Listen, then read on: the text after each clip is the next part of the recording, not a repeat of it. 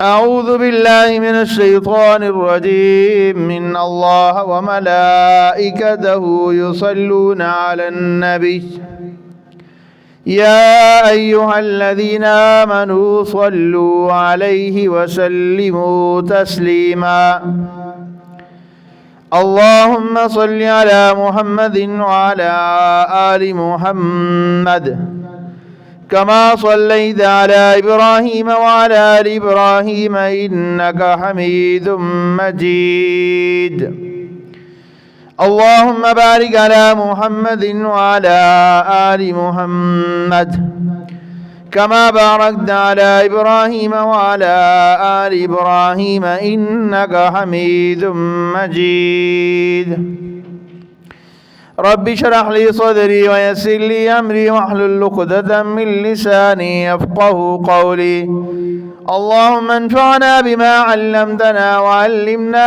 ما ينفعنا وزدنا علما أعوذ بالله من الشيطان الرجيم إنا عرضنا الأمانة على السماوات والأرض والجبال فأبين أن يحملنها وأشفقن منها وحملها الإنسان إنه كان ظلوما جهولا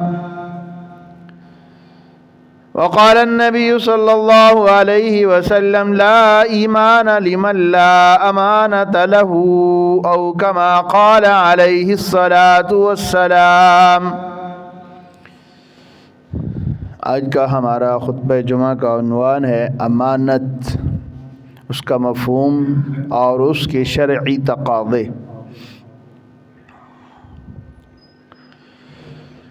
امانت بہت ہی وضاحت طلب موضوع ہے اور انتہائی اہم ہے، اور یہ امانت ایک ایسا عنوان ہے کہ جو کہ ہر مذہب کا حصہ رہا ہے۔ جتنے بھی آسمانی مذاہب تھے ان کی تعلیمات میں یہ چیز بھی موجود تھی۔ اب حضرت موسیٰ علیہ السلام کی شریعت ہو یا حضرت عیسیٰ علیہ السلام کی تعلیمات ہوں یا حضرت محمد رسول اللہ خاتم النبیین صلی اللہ علیہ وسلم کی تعلیمات ہوں، امانت کے بغیر دین مکمل نہیں ہے، ایمان مکمل نہیں ہے۔ اللہ کے ہر نبی امانت دار، اور اللہ کے ہر نبی نے اس کی تعلیمات دی ہے۔ گویا یہ سمجھ لیں کہ مسلمان اور امانت دار، مومن اور امانت دار، یہ دونوں لازم اور ملزوم ہیں۔ رسول اللہ صلی اللہ علیہ وسلم نے فرمایا کہ لا ایمان لمن لا امانت لہ، اس بندے کا ایمان نہیں یا اس کے ایمان کا اعتبار نہیں جو بندہ امانت دار نہیں۔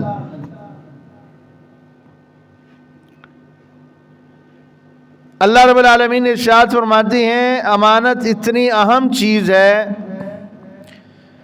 فرمایا انا عرضنا الامانۃ علی السماوات والارض والجبال۔ سورہ احزاب ہے، پارہ نمبر 22 ہے، سورہ احزاب کی آخری آیات ہیں، سیکنڈ لاسٹ والی آیت ہے، آیت نمبر 72 ہے۔ اللہ رب العالمین ارشاد فرماتے ہیں کہ ہم نے اس امانت کو پیش کیا آسمانوں پر، والارض اور زمینوں پر، والجبال پہاڑوں پر، فابین ان یحملنها، لیکن آسمانوں نے، زمینوں نے اور پہاڑوں نے سب نے انکار کر دیا۔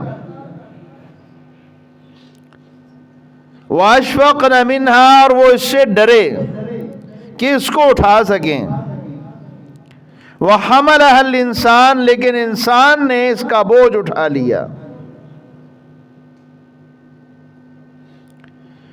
انہو کان ظلوما جہولا، بے شک یہ بے ترس آجر ہے۔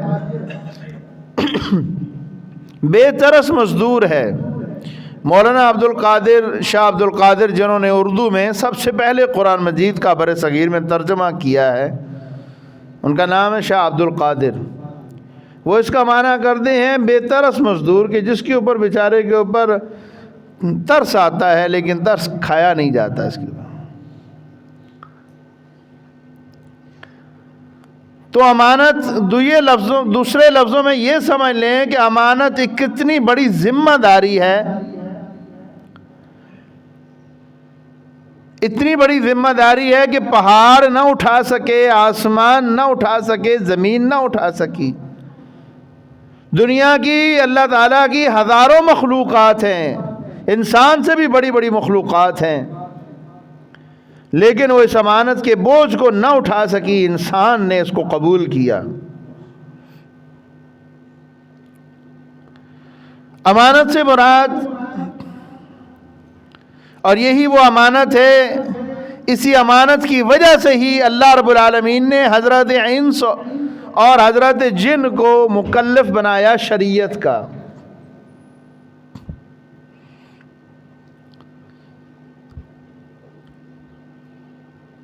اچھا، اللہ تعالیٰ کے دو قسم کی فیصلے ہیں، ایک وہ ہے تکوینی امور، جن کو ماننے کی تمام مخلوقات پابند ہے، انسان بھی پابند ہے اور جن بھی پابند ہیں، اس میں اختیار نہیں ہے۔ مثلا اپنی پیدائش میں انسان کو بھی اختیار نہیں، جن کو بھی اختیار نہیں، کسی بھی مخلوق کو اختیار نہیں ہے۔ وہ اللہ تعالیٰ جب اس کو چاہے پیدا کرے اور جب چاہے اس کو موت دے دے، اس کو بیمار کرے، اس کو صحت دے نہ دے، اس کو خوشی دے نہ دے، اس کو غم دے نہ دے، ٹھیک ہے، ہوا، بارش، پانی، اس کے اوپر کسی کا کوئی اختیار نہیں، یہ سب مکلف ہے اس معاملے میں۔ اچھا، انسان چاہے رب کو مانے چاہے نہ مانے، انکار کر دے، نہیں مانتا رب کو، لیکن پھر بھی وہ پابند ہے رب العالمین کے نظام کا۔ وہ کیسے پابند ہے؟ کافر ہے، وہ اللہ کے بتائے ہوئے نظام کا پابند ہے۔ اللہ تعالیٰ جب چاہے گا سورج کی روشنی اس کے مطابق ملے گی، اس کو اس کی رہنی پڑے گی۔ وہ یہ نہیں کہہ سکتا کہ آج دن کو مجھے روشنی سورج نہیں چاہیے، مجھے رات کو چاہیے، نہیں، اس کو ملے گا۔ زندگی موت اس کے اپنے قبضے میں نہیں ہے، وہ اللہ کے قبضے میں ہے، اس کے مطابق اس کو برداشت کرنا پڑے گا۔ ہوا ہے، پانی ہے، مختلف جو چیزیں ہیں، یہ سب اس کو برداشت کرنی پڑے گی۔ دوسری وہ فرائض ہیں، جو احکامات ہیں، جو فرائض ہیں۔ اس امانت سے مراد وہ چیزیں ہیں جو فرائض اور احکامات ہیں، کہ جس کا انسان کو اللہ رب العالمین نے پابند بنایا ہے، مکلف بنایا ہے، انسان ان کے اوپر عمل کرنے کے میں اختیار بھی رکھتا ہے، اگر چاہے تو انکار کر دے، چاہے تو مان لے۔ اب نماز ہے، روزہ ہے، زکوٰۃ ہے، حج ہے، تو اب اس معاملے میں انسان اگر چاہے تو عمل کر لے، اللہ تعالیٰ نے اختیار دیا ہے۔ کچھ چیزوں میں اختیار دیا ہے، کچھ چیزوں میں اختیار نہیں دیا۔ مثلا انسان کے نظام جسم کا اگر مزید میں سمجھاؤں آپ کو، اگر میری بات آپ سمجھ پائیں یا میں آپ کو سمجھا پاؤں، تو اللہ تعالیٰ نے انسان کا نظام بنایا کہ ہم منہ کے ذریعے کھانا کھاتے ہیں، یہ زبان کے ذریعے ہم اپنی بات کا اظہار کرتے ہیں، ہونٹوں کے ذریعے۔ اب میں بھی پابند ہوں، ایک غیر مسلم بھی اس چیز کا پابند ہے، وہ اس سے بھاگ نہیں سکتا۔ وہ یہ نہیں کہتا کہ نہیں، میں تمہارے خدا کو نہیں مانتا، میں تو منہ سے نہیں کھاؤں گا، میں کسی اور ایسے حصے سے کھاؤں گا، یا میں زبان سے نہیں بولتا، میں کان سے بولوں گا یا میں ہاتھوں سے بولوں گا، وہ نہیں بول سکتا۔ لیکن کچھ چیزوں میں اللہ رب العالمین نے اختیار دے رکھا ہے کہ بھئی نماز پڑھے نہ پڑھے، اختیار ہے اس کو، نہیں پڑھے گا تو سزا ملے گی، پڑھے گا تو جنت ملے گی۔ تو یہ امانت ہے، یہ فرائض ہیں، یہ احکامات ہیں، اور یہ احکامات یا یہ فرائض صرف انسان اور جن نے اس کا بوجھ اٹھایا ہے، باقی کسی مخلوق نے نہیں اٹھایا۔ اور یہ بہت بڑی ذمہ داری تھی جو انسان کو دی گئی، اور انسان کو اسی ذمہ داری نبھانے کی وجہ سے انسان کو اشرف المخلوقات بنایا گیا. یہ ذمہ داری نبھانے کی وجہ سے، اسی وجہ سے اس مخلوق میں اللہ تعالیٰ نے اپنی کتابیں نازل کی، اسی وجہ سے اللہ تعالیٰ نے اسی مخلوق میں اپنے نبی بھیجے. کوئی یہ نہیں کہ یہ سونے کا بنا ہوا ہے اور دیگر مخلوقات مٹی کی بنی ہوئی ہیں، سبھی کو زمین سے پیدا کیا گیا ہے. اللہ تعالیٰ کی جتنی مخلوق ہے، جتنے بھی نباتات ہیں، درخت ہیں، یہ جانور ہیں، زمین سے ہی پیدا ہوتے ہیں، زمین کی بنیاد اور زمین میں ہی جاتے ہیں، مرتے ہیں تو زمین میں ہی دفن ہوتے ہیں، اپنا رزق بھی زمین سے حاصل کرتے ہیں، انسان بھی یہیں سے حاصل کرتا ہے، یہیں پہ اس نے رہنا ہے. تو یہ فرائض کے اوپر عمل کرے گا تو یہ اشرف المخلوقات ہے، اگر فرائض پہ عمل نہیں کرے گا تو یہ اشرف المخلوقات نہیں ہے، پھر ان جانوروں سے بھی بدتر ہے. گویا کہ اگر امانت کی پاسداری کرے گا، میں اپنے عنوان کی طرف آؤں تو امانت کی پاسداری کرے گا تو انسان ہے، امانت کی پاسداری نہیں کرے گا تو جانور ہے، جانوروں سے بھی بدتر ہے. تو یہ امانت اس وجہ سے اللہ رب العالمین نے اس کو بڑا اہم رکھا ہے.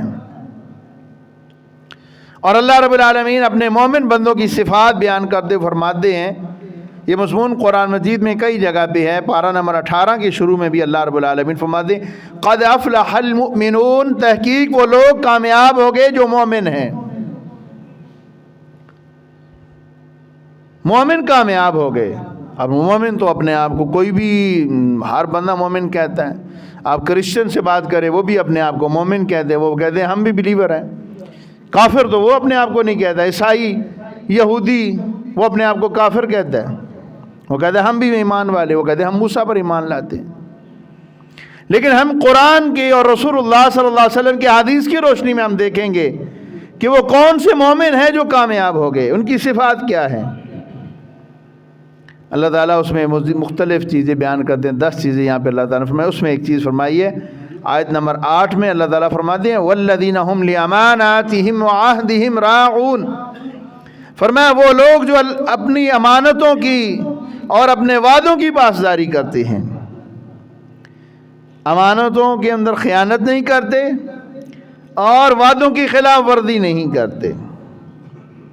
فرمایا یہ لوگ کامیاب ہیں. اگر امانت میں خیانت کرے گا، کہنے کو جو مرضی اپنے آپ کو کہتا رہے، اپنا نام مومن رکھ لے، کوئی مسئلہ نہیں، عبد المومن رکھ لے.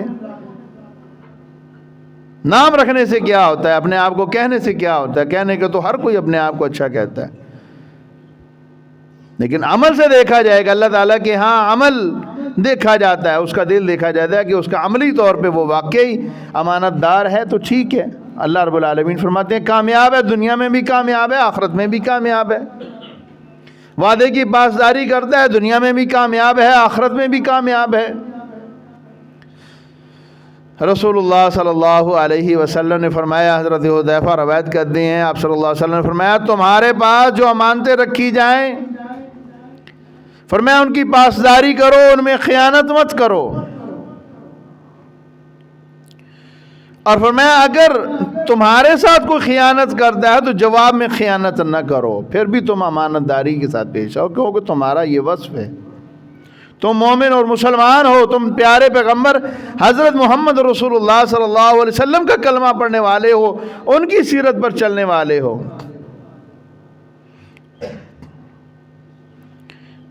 اور آپ یہ جانتے ہیں کہ ہمارے پیارے پیغمبر حضرت محمد رسول اللہ صلی اللہ علیہ وسلم خاتم النبیین،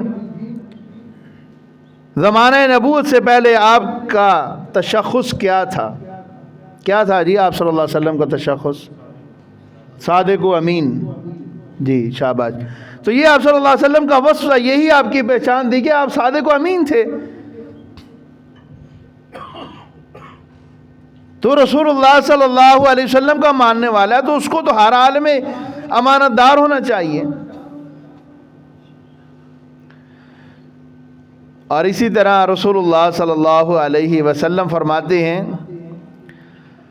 حضرت حذیفہ ہی روایت کہتے ہیں رسول اللہ صلی اللہ علیہ وسلم نے فرمایا کہ امانتیں تمہارے دلوں میں نازل کی جاتی ہیں، فرمایا یا تو تم اسے کتاب اللہ میں پاتے ہو یا سنت رسول اللہ صلی اللہ علیہ وسلم میں پاتے ہو. فرمایا لیکن ایک وقت آئے گا کہ امانتیں اٹھ جائیں گی، امانتیں ختم ہو جائیں گی، لوگ سوئیں گے لیکن جب بیدار ہوں گے تو امانتیں نہیں رہیں گی مگر ایک داغ سا رہ جائے گا. نام کی امانت رکھی جائے گی، جیسے بس وہ ہمیں بچپن میں پڑھایا جاتا تھا، سبق پڑھ امانت کا دیانت کا امانت کا دیانت کا کام تجھ سے پھر لیا جائے گا دنیا کی امامت کا. پتہ اس طرح کا کوئی سبق ہمیں پڑھایا جاتا تھا. خیر وہ سبق بھی بھول چکا ہے ہمیں، کیونکہ امانت معاشرے سے ختم ہو چکی ہے. تو آپ صلی اللہ علیہ وسلم نے فرمایا کہ اس وقت پھر نام رہ جائے گا. فرمایا پھر ایک وقت آئے گا حتیٰ کہ یہاں تک کہ ایک آدمی دیکھے گا کہ امانت صرف معاشرے میں ایسے رہ جائے گی جیسے کسی آدمی کو ننگے پاؤں چلنے میں یا جوتا اس کا موافق نہ ہو تو پاؤں پہ آبلے یا چھالے پڑ جاتے ہیں. وہ چھالا صرف نظر ہی آتا ہے ابھرا ہوا، اس کے اندر تو کچھ نہیں ہوتا. وہ آپ اس کو اگر سوئی کے ساتھ پھوڑیں تو وہ اس کے اندر کیا ہوتا ہے؟ یا ہوا ہوتی ہے، تھوڑا سا پانی ہوتا ہے، حقیقت میں وہ کچھ نہیں ہوتا. میں اس کی حیثیت یہ رہ جائے گی. تو یوں امانتیں ختم ہو جائیں گی. حضرت حذیفہ نے کہا اللہ کے رسول پھر قیامت کب آئے گی؟ فرمایا جب قیامت کب آئے گی؟ قیامت تب آئے گی جب امانتیں ضائع کر دی جائیں گی. فرمایا امانتیں ضائع کیسے کی جائیں گی؟ فرمایا جب لوگوں کے معاملات نااہل لوگوں کے سپرد کر دیے جائیں گے. فرمایا اس وقت قیامت آ جائے گی، امانتیں ضائع کر دی جائیں گی. اور اسی طرح حضرت حذیفہ ہی کہتے ہیں ایک وقت تھا، کہتے ہیں میں کاروبار کرتا تھا اور میں لین دین میں نہیں دیکھتا تھا یہ بندہ عیسائی ہے یا مسلمان ہے. کیوں؟ کہتے ہیں میں دیکھتا تھا کہ اگر تو یہ مسلمان ہے تو اسلام اس کو روک رہا ہے خیانت کرنے سے. اس کا اسلام، اس کا مذہب اس کو خیانت کرنے سے روکتا ہے. اور کہتے ہیں اگر عیسائی ہے تو تب بھی کوئی مسئلہ نہیں، کیونکہ عیسائیت کی تعلیم بھی تو یہی ہے کہ خیانت نہ کرو. حضرت عیسیٰ علیہ السلام کی تعلیمات بھی تو یہی ہیں. انہوں نے کب کہا خیانت کرو؟ انہوں نے بھی نہیں کہا. کہتے مجھے یہ بھی نہیں تھا کہ یہودی یا یہودی سے کاروبار کروں، بھئی کوئی خیانت نہیں کرے گا. لیکن آج وضع میں ہو تم نصارہ، تمدن میں ہنود، یہ مسلمان ہیں جنہیں دیکھ کے شرمائیں یہود. آج امانت داری مسلمانوں میں تقریباً ختم ہو گئی ہے. معذرت کے ساتھ آپ ناراض نہ ہونا مجھ سے. ہم مسلمانوں جن کا شعار تھا، جن کے پیارے پیغمبر حضرت محمد صلی اللہ علیہ وسلم صادق و امین مشہور تھے زمانہ نبوت سے پہلے بھی، آج مسلمانوں کو مثال کے طور پر، سیمپل کے طور پر مسلمانوں کو نہیں پیش کیا جا سکتا. لیکن پھر حضرت حذیفہ ہی کہتے ہیں کہ وقت آیا ہم پر کہ ہم ڈرتے ہیں کہ کہیں سے کہیں ہم ڈس نہ لیے جائیں. اور آج تو پھر وہ ان کو گزرے ہوئے بھی 1450 سال ہو چکے ہیں. آج تو پھر زیادہ معاملہ جوں قیامت کے قریب جا رہا ہے، جوں زیادہ ہم بگڑتے چلے جا رہے ہیں.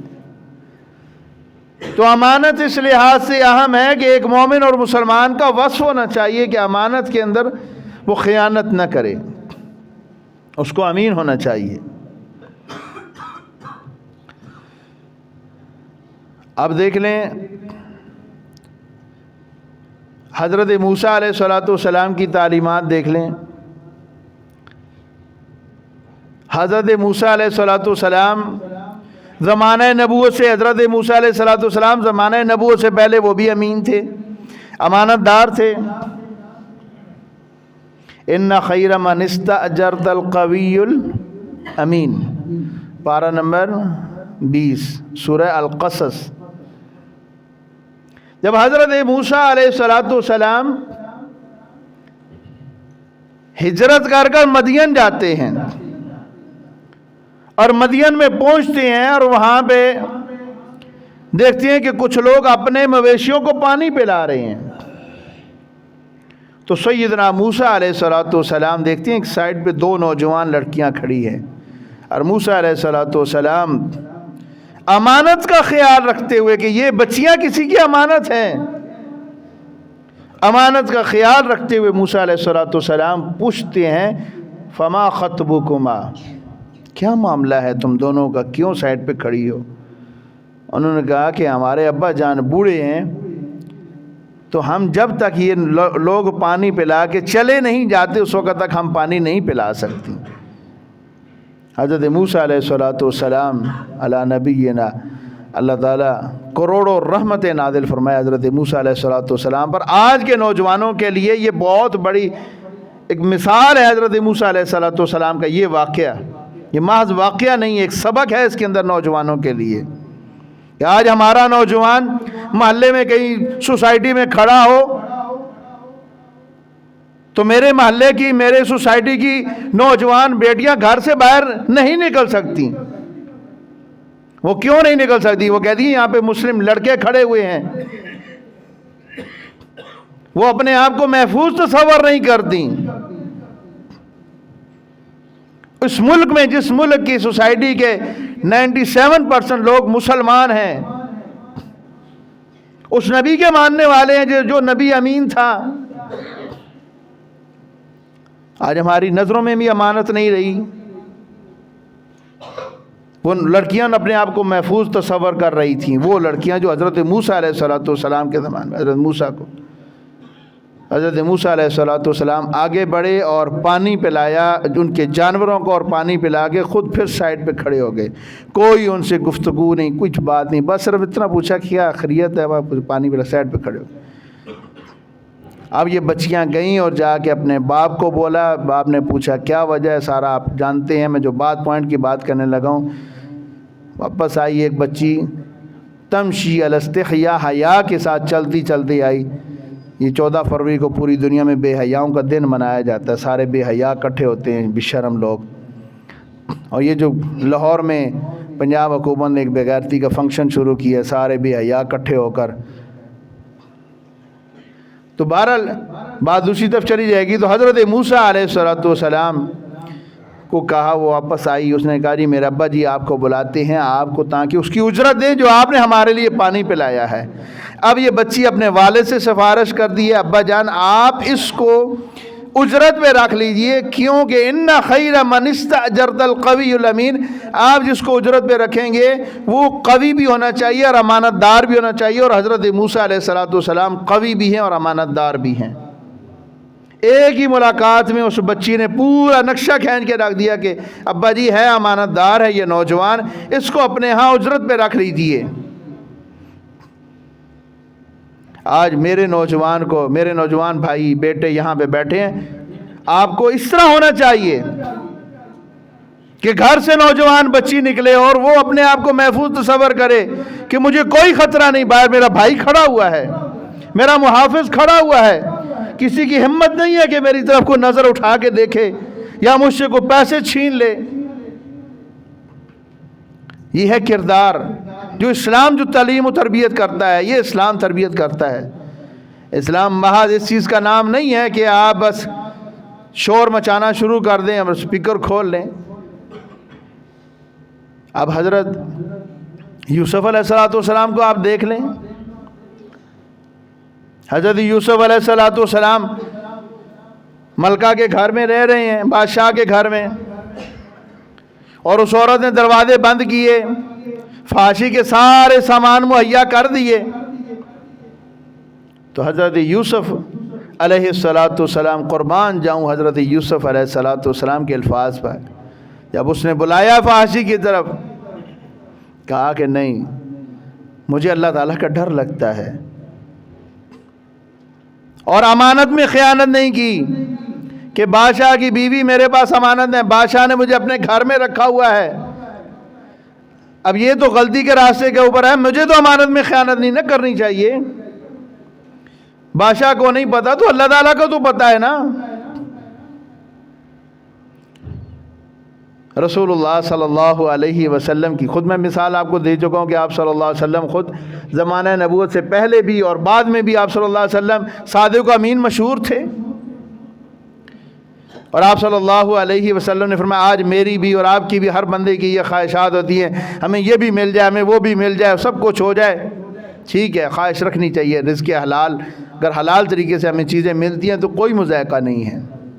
لیکن رسول اللہ صلی اللہ علیہ وسلم نے ایک بڑی بہترین تسلی دی ہے، آپ صلی اللہ علیہ وسلم نے فرمایا کہ اگر تیرے پاس یہ 4 چیزیں موجود ہیں تو تجھے دنیا کی اگر کچھ نعمت بھی نہ ملتی، کوئی نعمت بھی نہیں ملتی، تو افسوس نہیں کرنا۔ اگر تیرے پاس یہ 4 چیزیں موجود ہیں، اس میں آپ صلی اللہ علیہ وسلم نے فرمایا پہلی چیز امانت کی حفاظت۔ اگر تیرے پاس یہ چیز موجود ہے کہ تو امانت میں حفاظت کرنا جانتا ہے۔ دوسری بات آپ صلی اللہ علیہ وسلم میں سچا کلام، اگر تیرے پاس یہ کہ تو بات کرتا ہے، سچی کرتا ہے۔ تیسری چیز آپ صلی اللہ علیہ وسلم نے فرمایا کہ حسن فطرت، ٹھیک ہے۔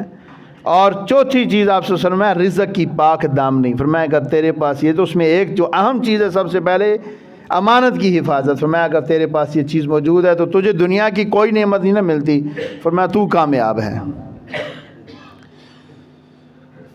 اور رسول اللہ صلی اللہ علیہ وسلم نے فرمایا کہ جو مجھے 6 چیزوں کی ضمانت دے دے، 6 چیزوں کی، فرمایا میں اس کو جنت کی ضمانت دیتا ہوں۔ اس میں آپ صلی اللہ علیہ وسلم نے پہلی چیز جو بیان فرمایا امانت کی حفاظت۔ فرمایا اس کے پاس امانت رکھی جائے تو وہ اس کی حفاظت کرے، فرمایا جنت کی ضمانت مجھ سے گارنٹی لے لے۔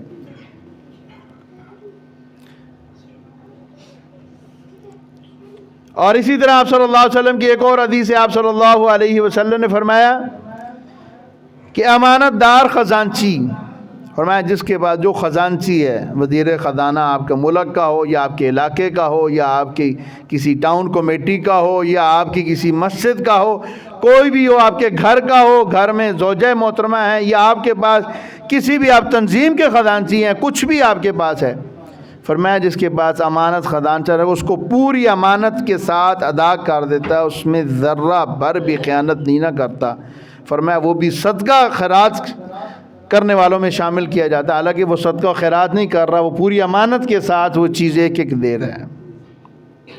اور جب یہ امانت، یہ نظام چلتا رہا، حضرت خلفائے راشدین کے دور میں چلتا رہا، بعد میں بھی یہ چلتا رہا، تو تب تک مسلمان کامیاب رہے۔ مسلمان اسی وجہ سے کامیاب رہے ہیں کیونکہ مسلمانوں کے پاس یہ چیزیں بھی تھیں، اور بھی چیزیں تھیں، اور لیکن یہ چیزیں بھی مسلمانوں کے پاس تھیں۔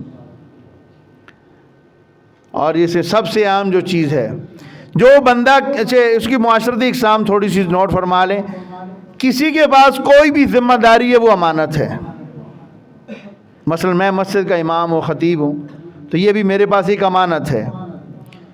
اگر آپ کسی دفتر میں نائب قاصد ہیں، آپ صفائی کر دیں کسی دفتر کے اندر، کسی سوسائٹی کے اندر، وہ آپ کے پاس ایک امانت ہے۔ آپ صدر مملکت ہیں، آپ کے پاس امانت ہے۔ آپ وزیر اعظم ہیں، آپ وزیر اعلیٰ ہیں، آپ گورنر ہیں، آپ پولیس انسپکٹر ہیں، آپ کسی بھی عہدے کے اوپر ہیں، وہ آپ کے پاس امانت ہے۔ یہ سرکاری عہدے، عوامی عہدے، یہ عہدے نہیں ہوتے، یہ امانت ہوتی ہے عوام کی۔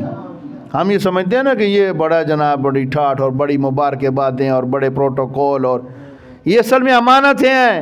قیامت کے دن ان کے متعلق سوال کیا جائے گا۔ حضرت حذیفہ بن یمان کہتے ہیں میں نے رسول اللہ صلی اللہ علیہ وسلم سے عرض کی، اللہ کے رسول مجھے کسی علاقے کی ذمہ داری نہیں دے دیتے۔ آپ صلی اللہ علیہ وسلم نے فرمایا حذیفہ آپ کے کندھے، آپ صلی اللہ علیہ وسلم نے حضرت حذیفہ کے کندھے پہ ہاتھ رکھ کے فرمایا حذیفہ یہ تو ایک بہت بڑی امانت ہے اللہ تعالیٰ کی طرف سے، اور فرمایا کہ اگر تجھے خود مل جائے تو اللہ تعالیٰ تیری مدد کرے گا، اور اگر تو مانگ کے لے گا تو تیرے اوپر مسلط کر دی جائے گی۔ اگر تو اس کا حساب نہ دے سکا تو تیری جان نہیں چھوٹنے والی۔ آج اقتدار کی لڑائی ہے، کرسیوں کی لڑائی ہے، بھاگ رہے ہیں، پیچھے پیچھے لڑ رہے ہیں۔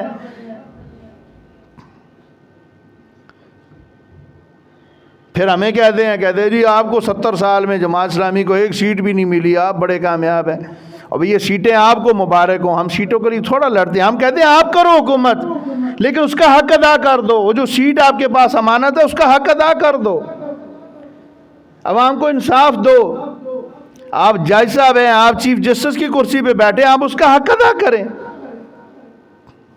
آپ کے پاس یہ عہدہ امانت ہے، آپ اس کا حق ادا کریں۔ ہمیں نہیں چاہیے یہ، ہم تو آتے ہیں، ہم تو کہتے ہیں کہ آپ ادا کرو اس کا حق، اور نہیں کرو گے تو تم سے پوچھو گی قیامت والے دن۔ چھوٹی چھوٹی باتوں کے اوپر پروٹوکول لگا دیتے ہو، عوام کو جینا محال تم نے کیا ہوا ہے، عوام کو گھنٹہ گھنٹہ روڈوں کے اوپر ذلیل کر رہے ہو، تم کہہ رہے ہو کہ جناب ہم عوام کی بڑی خدمت کر رہے ہیں، اس کی پوچھ گچھ نہیں ہوگی تم سے۔